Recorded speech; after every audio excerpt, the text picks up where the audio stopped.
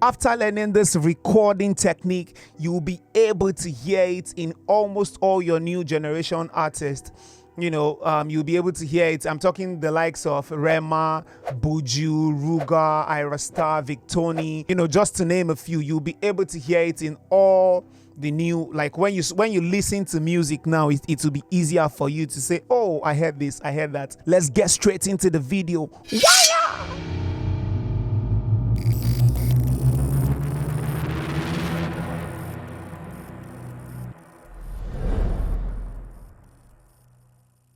Welcome back to the studio, ladies and gentlemen. My name is Krizbeatz, the drummer boy. You already know by now if you are on this page. And if you don't, yes, please feel free to check out Krizbeatz. I'm not here to blow you a trumpet about Krizbeatz. Google is your best friend. You can always do that. But that is besides the topic today. So yes, the most important thing about the music that you make, apart from how you structure everything, is how the recording is made. You can have a great instrumental, a great artist, but a bad recording engineer will make everything that you guys did sound like trash. Will make every effort that everyone has put into the record sound like trash. So I'm going to give you a few techniques that can help you enhance your creativity in terms of recording. So I've recorded a number of great hits, both in the studio environment and hotel rooms, in good world-class studios, from using the littlest, if there's any word like that, from using the littlest gear to the world-class gear. Today, I'm going to be showing you 4 essential tips that can help enhance your recording. But first, let's look at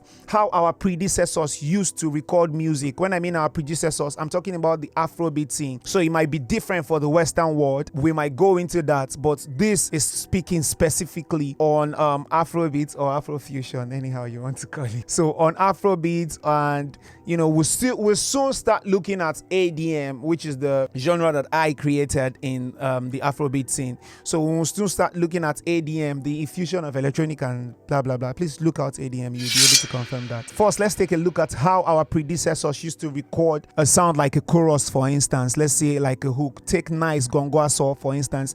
Gongwaso kutukwa. You'll be able to hear that the lead is 3. They have 3: the lead, the back, the lead, the second lead, and the third lead. What ID Kabasa did with that record was to put the lead left, right, and middle. The backup, they did the same. The backup was left, right, middle. The other part was left, right, middle. That's why when you hear it, it sounds full, but it still doesn't sound as full as as at least then it was very full to us, because when you hear Gongwaso, you get it was like something that people used to bump to, like proper. And if you take a look at a song like Why Me or by D'banj as well, they did the same thing. Don Jazzy did the same thing, where they panned the vocals, hard left, hard right, lead, hard left, hard right, this hard left, hard right, and they just have one thing staying in the middle. That was that generation. I think this recording technique is about 10 years ago. Like I told you, the music scene, the way we do things, the way we record changes every 3 to 5 years.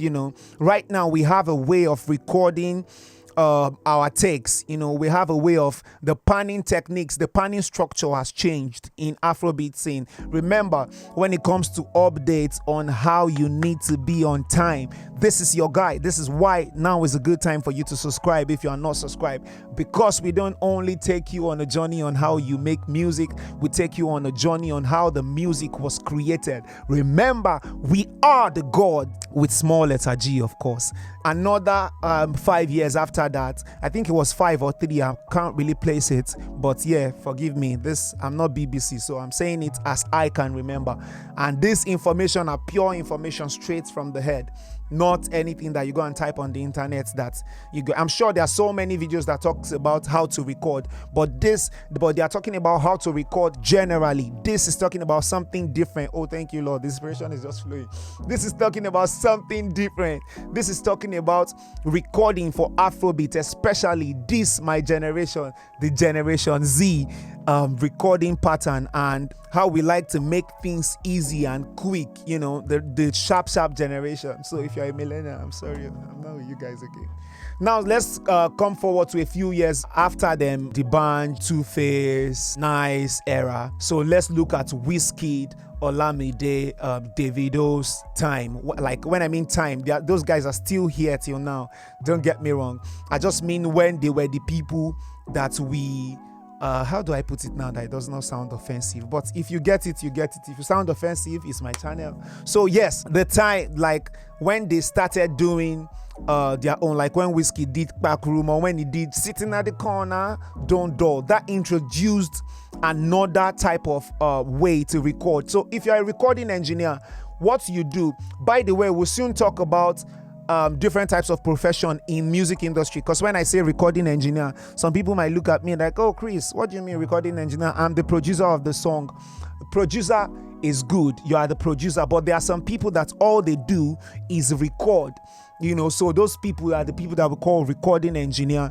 And a producer can also be a recording engineer, a beat maker can be a recording engineer, an engineer that mixes can be a recording engineer. It just has to do, but there are some people that all they do is record. They don't make beats, they don't mix, they record and try to make the artist sound well. They know what things should sound like. Of course, the term producer is an umbrella for everything that we do, whether you are mixing, whether you make beats, whether you do. The term producer is like an umbrella that has everything inside. When it came to them Whiskey Don Olamide's thing, it changed to one lead and two backups. When I mean one lead and two backups, this is what I'm talking about. I know that I'm wasting my time. Kind of like it's a punch, but it's a softer lead, So I know that I'm wasting my time. You see how that sounds? I have the same exact type of effects running on the same thing, and this is not even a high quality mic. This is just a mic to explain what I'm saying to you. So I know that I'm wasting my time. A recording engineer already knows all these things, so a recording engineer will let you sound the way the final product is going to sound. The hard left, hard right, kind of like I just showed you right now. So now coming to our new generation, let me show you Afrobeats recording technique that will speed up your workflow. It's number one, we like to use a technique that is called comping. You can call it comping or dubbing. This one, I find people do it more and more these days because it allows them to record multiple takes. So this is comping.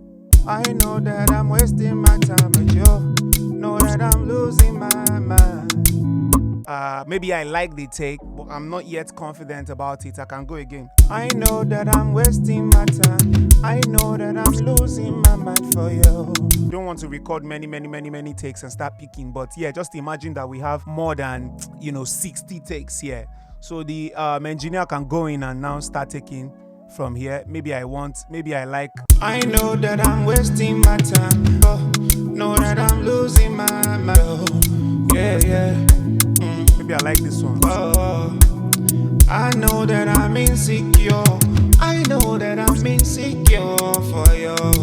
You remember the first and the second one, so that is exactly what comping is. So people can record a lot and then pick the ones that they want. So the number two way is out of breath. So a lot of artists do this. A lot of producers do this without even thinking about it. So out of breath is when you go beat by beat. So you take the first line, when you go line by line, or you record bar by bar to preserve the same energy throughout the song. I know a lot of artists like this. A lot of people that we've worked together prefer this skill. They prefer using, when you stop here, you continue, because this one preserves the same energy throughout the song. So the energy that you started with is the same energy that you're going to have, throughout the song. Let's say the artist stopped like, I wanna be there for you. So the next I wanna be, because the I wanna, the vibe is right. So the next line might drop. So a lot of time we like to tell them to pick up. So do that one first and you pick up. Yeah, I'm sure you are doing in your house, you are saying, oh, Chris, I already know this. Because you are old meat. As an old meat, you should know this. So this one is the ability to record two takes as one solid take. So remember I said this, you start hearing a lot in the new generation artists. Oh my, oh my, oh my. Oh my, oh my, oh my, oh my. Oh my, my. Hey. This one, I might compress one of them heavily, to let it, of course, a glue compressor, to let it sit in the mix and tucked in properly. Oh my, oh my, oh my. So yes, you see how it gives it that warm tone. Oh my, oh my, oh my. Oh my, oh my, oh my, oh my. You understand? It adds that warmth to it. So these techniques allow us to be able to hear the cream in the vocal. So it gives it that cream, that butter feel. By the way, I got this from Ruga's engineer, so shout out to him. Number 4 is my absolute favorite, which is Fix It As You Go. This is my absolutely favorite for so many reasons. Because this one limits my decision. I don't like to have, vast of decisions to make. I like to make the decisions I need to make quick and snappy and hit the nail on the head. Pa! I like to fix it as I go. So this one, if we have a recording that is bad, we go back and fix it at once. Do you understand? So it means if you are singing pem pem pem pem pem petty ding ding ding, if we notice that petty ding ding ding is the thing that is wrong, we shift it, continue from daddy ding ding ding. This one helps me a lot to know. And if we feel like the whole energy is not right, we cut off the whole song and try to relay it. You understand? We go as many as we can. And if that particular space is not working yet, I move to the next thing. So if I say chorus is giving me tough time, instead of staying on chorus till Jesus comes, no, I move to the verse. If the verse is sounding right to me, I move to the verse. I start doing the verse, start working on the verse, start trying to perfect the verse. From there, I move to the hook. I move to other things in the song. I try to change some things in the beat to help me adjust. Sometimes I even take off all the drums from an instrumental just to get a feel I want. I take off all the drums. Sometimes I take off all the musical elements and just leave like something that can lead the musician to sing, so that once we sing, we can now start adding elements so that we can get the thing that we want in this one the way I like to do it. Fix it as you go. We are fixing as we are going. So everything that we need to do, we are building it brick by brick, structure by structure. This way, I find that it's easier for me to limit everything I have to do. I don't want the musician to go. When the musician comes, we'll now start talking about, oh, I think I liked one take that was better that we didn't use. You get a lot of things like that with those type of things. So this one is a great way to record your thing. And yes, we'll touch more on the topics to come. Like we'll probably look at balancing your BGVs and different ways to record BGVs. I see a lot of people make the mistake of putting their BGVs maybe too narrow or too wide or too, I'll show you different ways, different types of BGVs and how they need to sit in your mix. So we'll look at that, especially for Afrobeats. We might dive into effectively. Hey, my God. So yes, list down in the comment section. Let me know which one is your favorite technique out of all these 4, and which one are you doing already, and which one are you going to incorporate into your new workflow.